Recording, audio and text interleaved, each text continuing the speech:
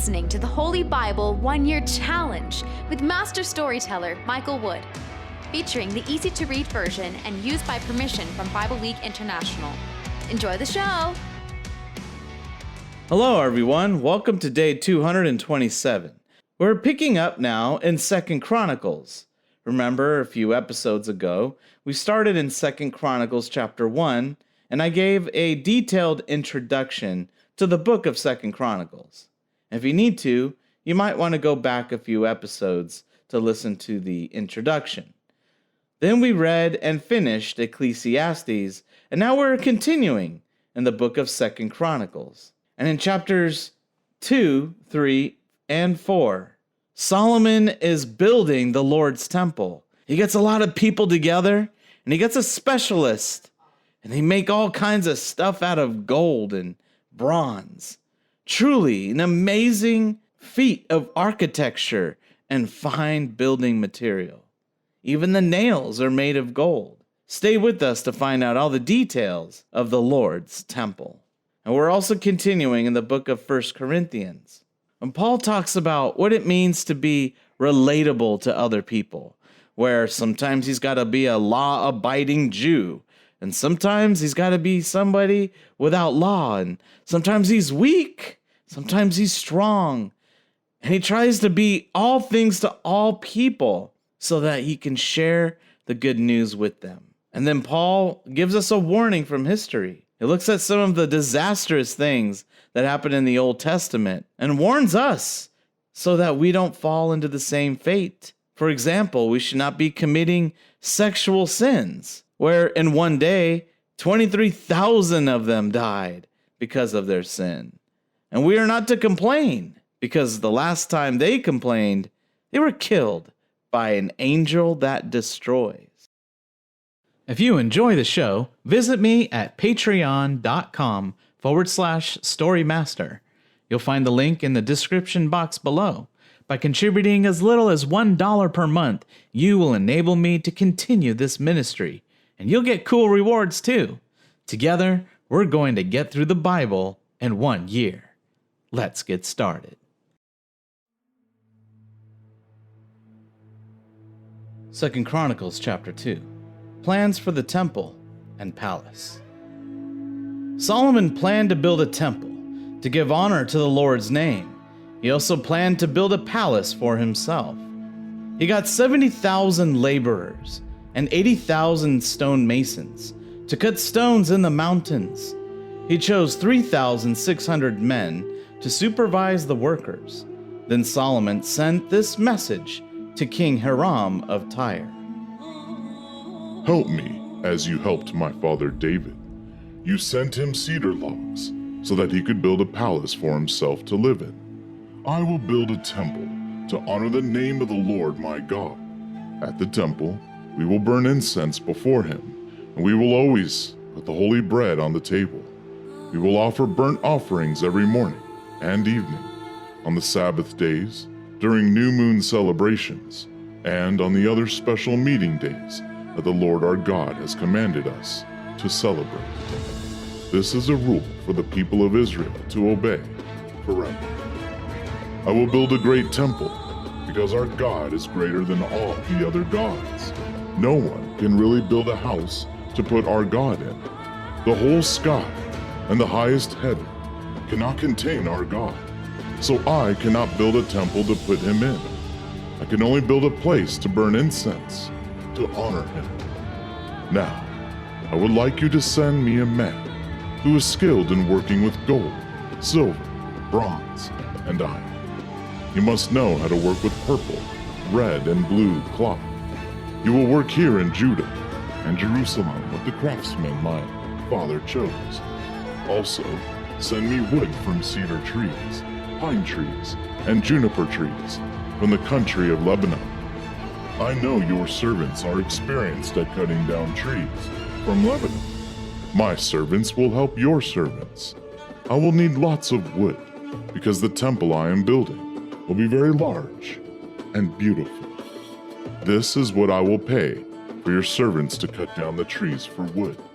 I will give them 2,000 tons of wheat for food, 2,000 tons of barley, 440,000 liters of wine, and 440,000 liters of oil.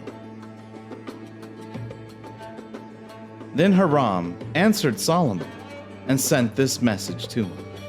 Solomon, the Lord loves his people. That is why he chose you to be their king.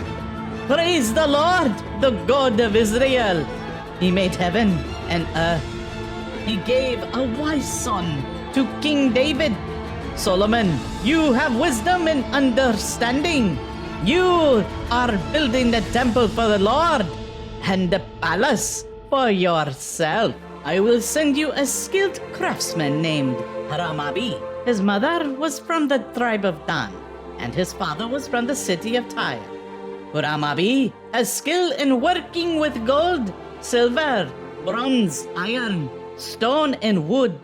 He also has skill in working with purple, blue, and red cloth and fine linen.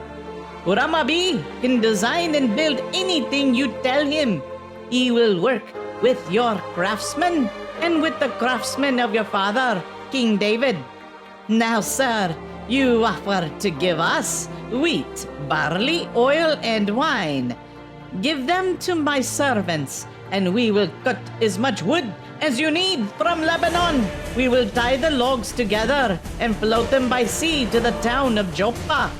Then you can take the wood to Jerusalem.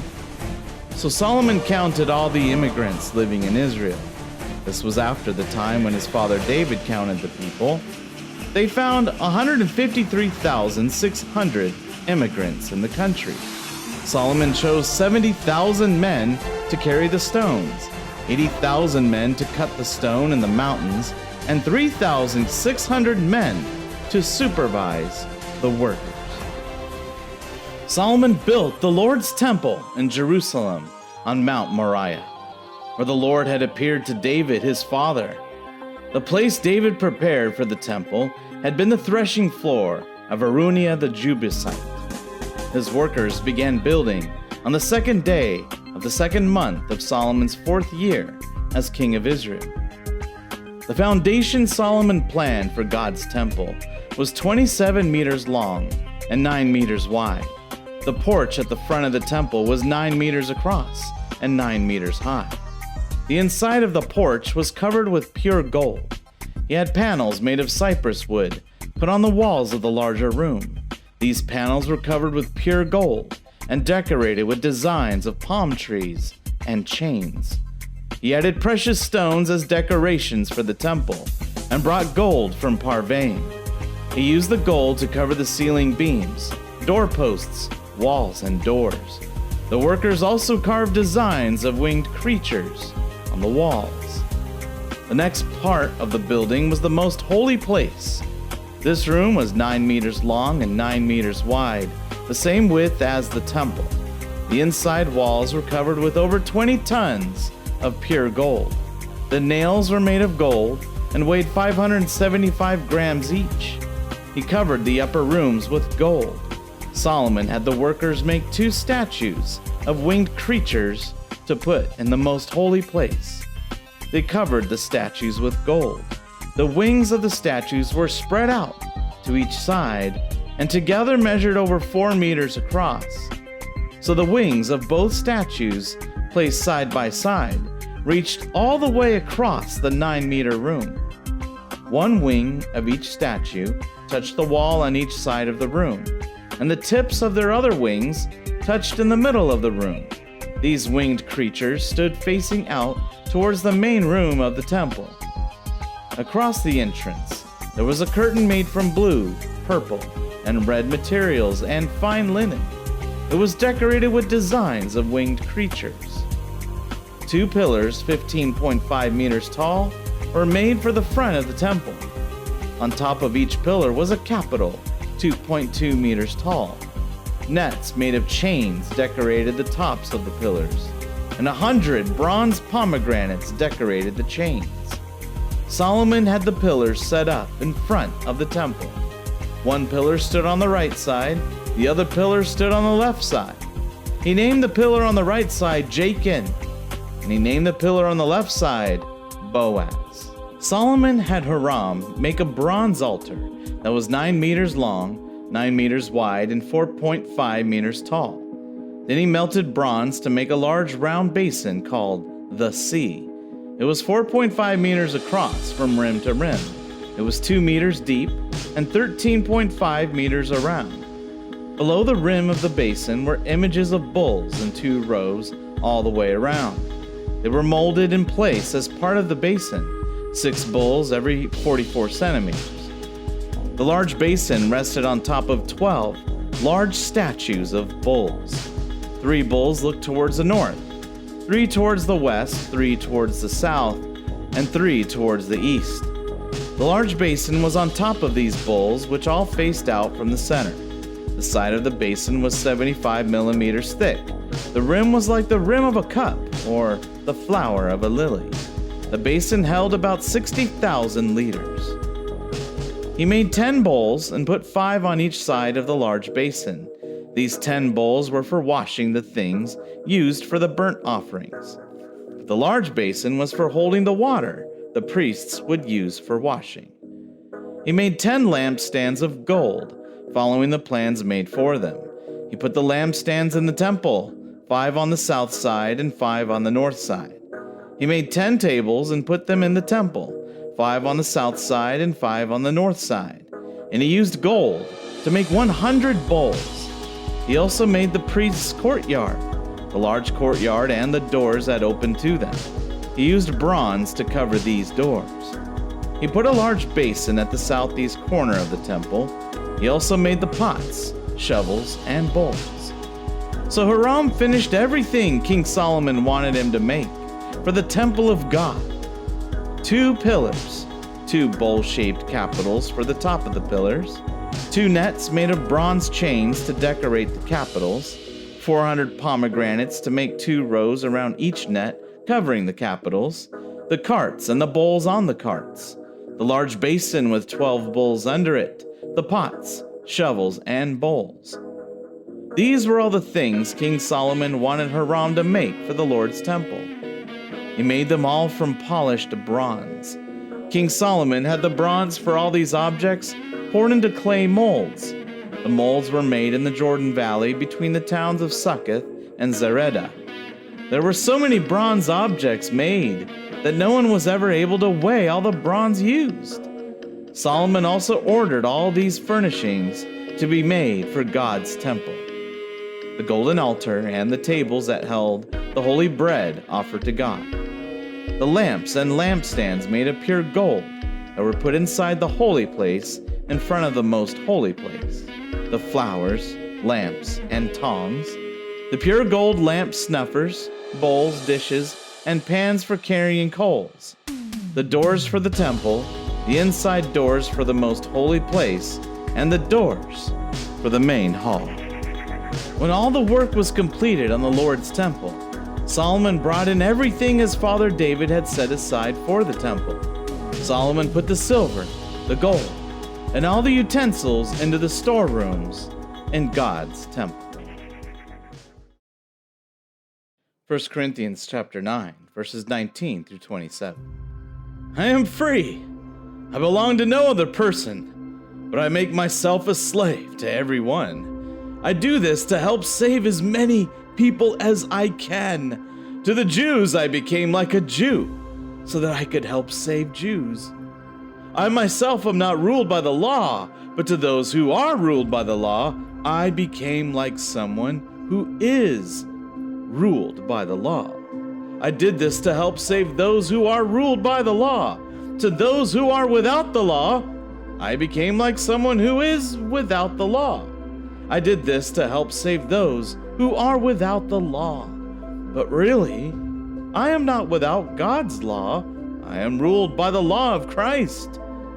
To those who are weak, I became weak so that I could help save them. I became all things to all people so that I could save people in any way possible. I do everything I can to make the good news known so that I could share in its blessings. You know that in a race all the runners run, but only one runner gets the prize. So run like that. Run to win! All who compete in the games go through strict training. They do this so that they could win a prize, one that doesn't last. But our prize is one that will last forever. So I run like someone who has a goal. I fight like a boxer who is hitting something, not just the air. It is my own body I fight to make it do what I want.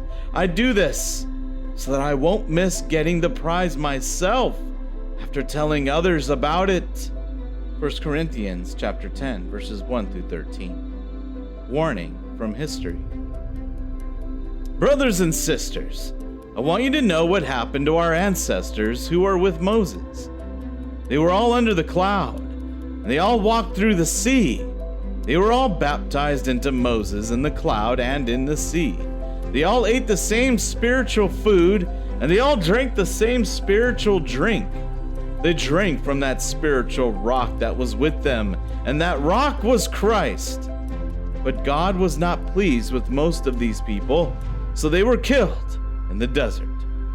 And these things that happened are examples for us. These examples should stop us from wanting evil things like those people did. Don't worship idols as some of them did. As the scriptures say, the people sat down to eat and drink, and then got up to have a wild party. We should not commit sexual sins as some of them did. And one day, 23,000 of them died because of their sin. We should not test Christ as some of them did. Because of that, they were killed by snakes. And don't complain as some of them did. Because they complain, they were killed by the angel that destroys. The things that happened to those people are examples. They were written to be warnings for us. We live in the time that all those past histories were pointing to. So anyone who thinks they're standing strong should be careful that they don't fall. The only temptations that you have are the same temptations that all people have. But you can trust God. He will not let you be tempted beyond your strength. When you are tempted, God will give you a way to escape the temptation so that you can go through it safely. Psalm chapter 97. The Lord rules. Let the earth be glad. Let all the faraway lands celebrate. The dark clouds surround him. Goodness and justice make his kingdom strong. Fire goes before him and destroys his enemies. His lightning flashes in the sky. The earth sees it and trembles with fear. The mountains melt like wax before the Lord of all the earth. The skies tell about his goodness, and the nations see his glory. The people who worship idols are put to shame. All who boast about their useless gods are now embarrassed, because all their gods bowed down before the Lord. Lord, your people see that you judge fairly. So the people of Zion are glad, and all the cities of Judah rejoice. Lord, you are the most high God over all the earth. You are much higher than all the gods. Hate evil, you who love the Lord. He protects his faithful people and keeps them from being hurt by those who are evil. God blesses those who live right. Happiness comes to those who want to do good. You who live right, be happy for what the Lord has done.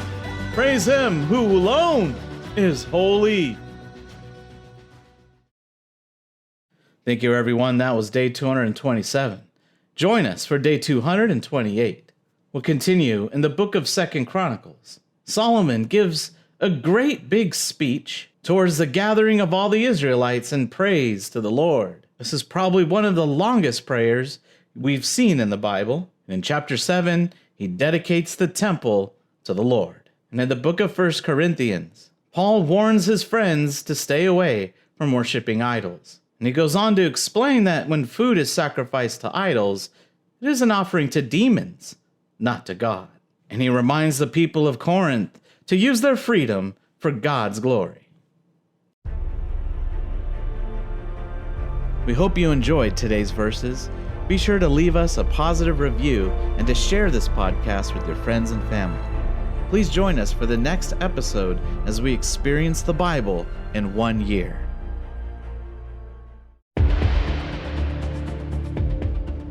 Did you know we offer online courses in creative writing, literature, and web design? Visit us at storymaster.online to learn more.